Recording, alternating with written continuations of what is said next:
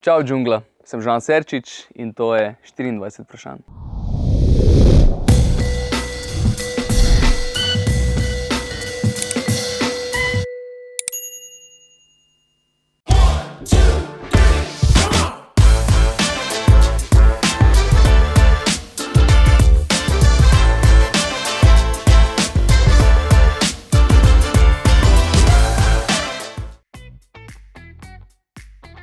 Nekje med 8 in 9.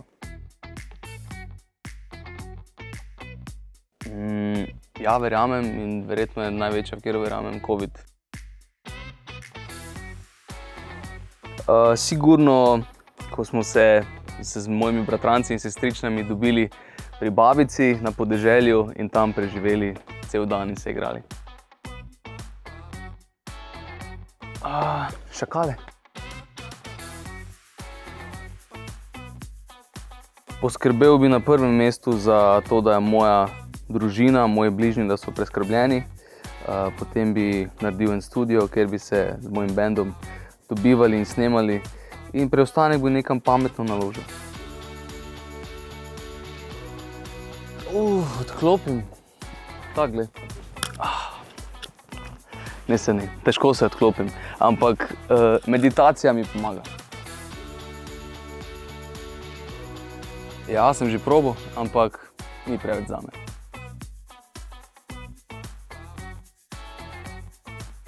Odvisno od tega, kdo je na drugi strani.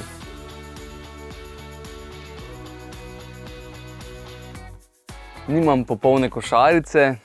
Veste, kako pravijo, najbolj pomembno je to, kaj se skriva pod košarico.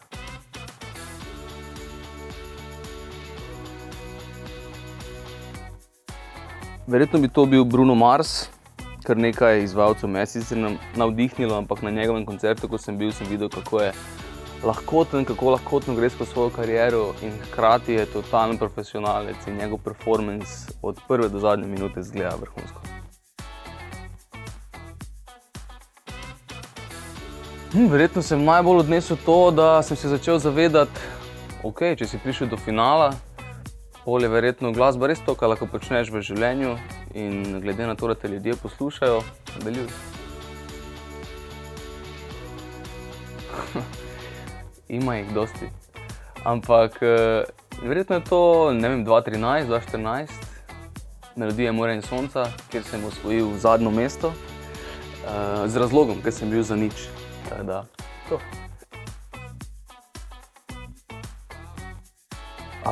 Moj najljubši slovenski komad, cel prvi album od Oto Pestnerja so sami dobri komadi, tako da to vsakemu priporočam za poslušanje.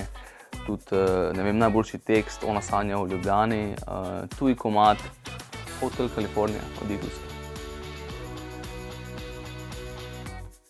Naučila me je marsikaj, ampak verjetno me je naučila vztrajnosti najbolj in to, da bilo kateri komad je lahko tisti, ki bo naredil preboj in je pomembno samo to, da vztrajaš dovolj dolgo.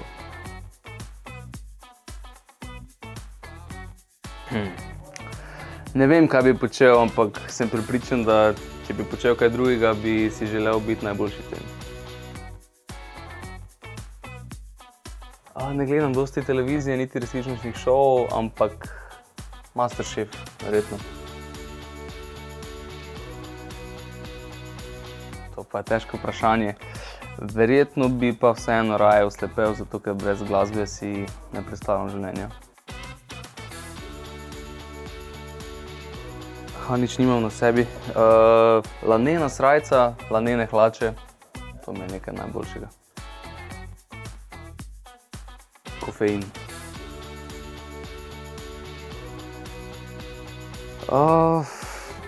Kar na nekaj stvari, mogoče najbolj na to, da imam tako super ekipo okrog sebe in zelo sem ponosen na lanski koncert v Cvetličarni, ki je bil največji samostojni do zdaj.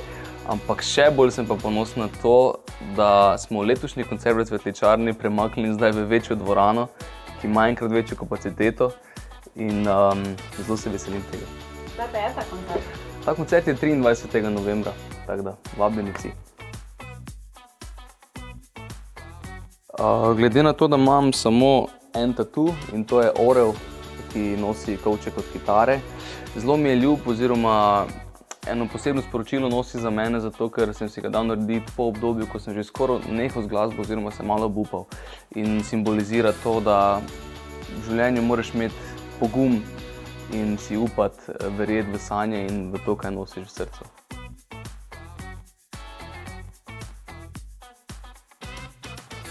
Teh dejstev je kar dost. Verjetno najbolj oziroma bom tako začel, verjetno si dosti ljudi misli zame, da sem vsak dan na fitnessu. Ne, jaz vsak dan jem čokolado, pa 3-krat na teden grem na fitness.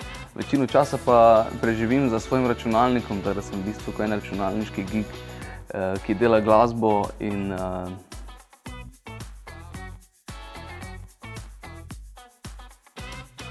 punce.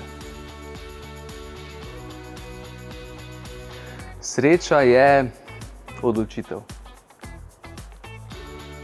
Hvala vam, Džungla. Se gledamo na vašem kanalu in se vidimo na koncertih.